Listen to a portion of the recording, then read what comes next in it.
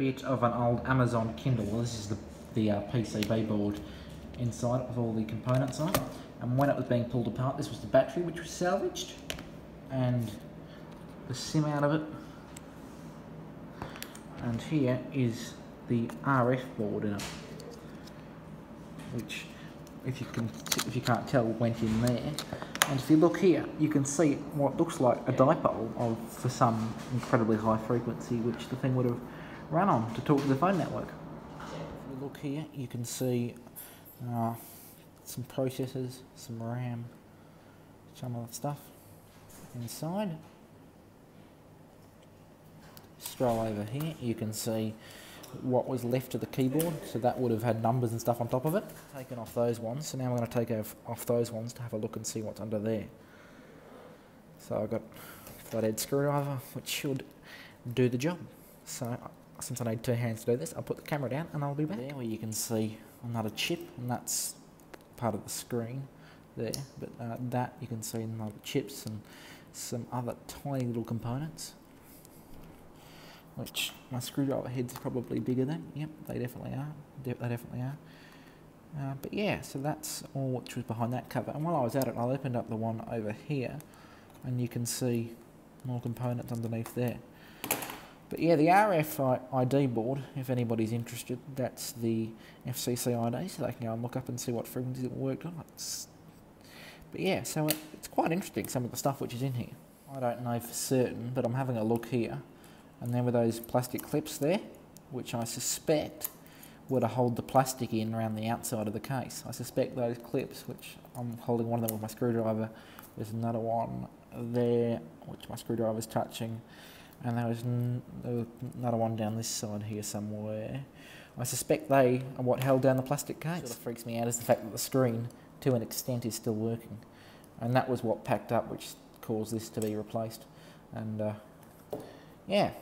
So it's interesting what's inside this, and that looks like where the power jack would have gone, and that is what's left of the switch for the power on and off. So yeah, it's absolutely very fascinating on this. I power it off without breaking the screen.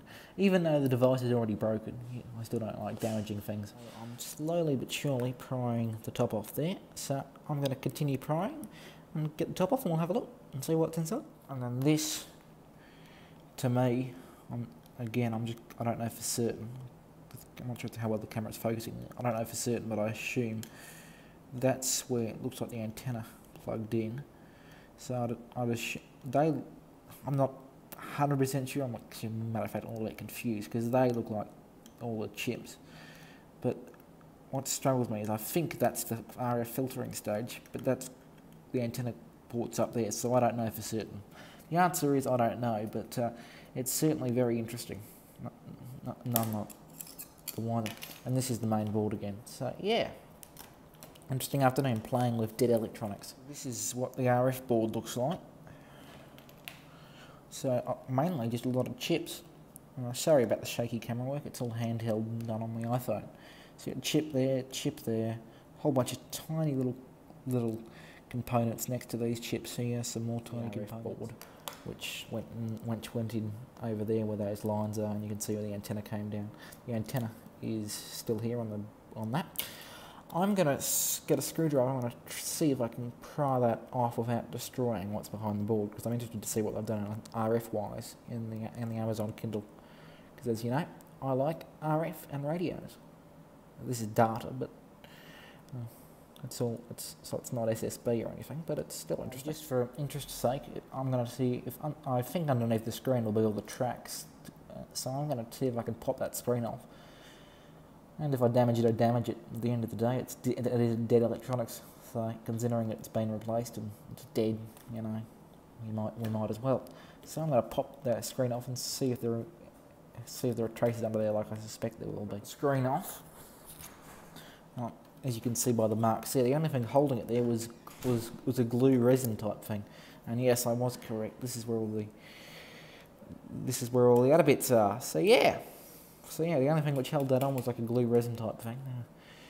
So yeah, and you can see very well that all the little solder points on the board. So yeah, I suspect that's where all the components were on the other side. So yeah, that's all what's there. How the screen's completely disappeared, we'll have a look at that later. But yeah, that's what's in there.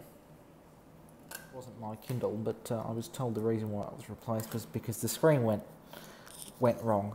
And I think I've found why that bit of the screen died. So this, you can quite clearly see the breaks in the glass. So that would probably be why the screen died.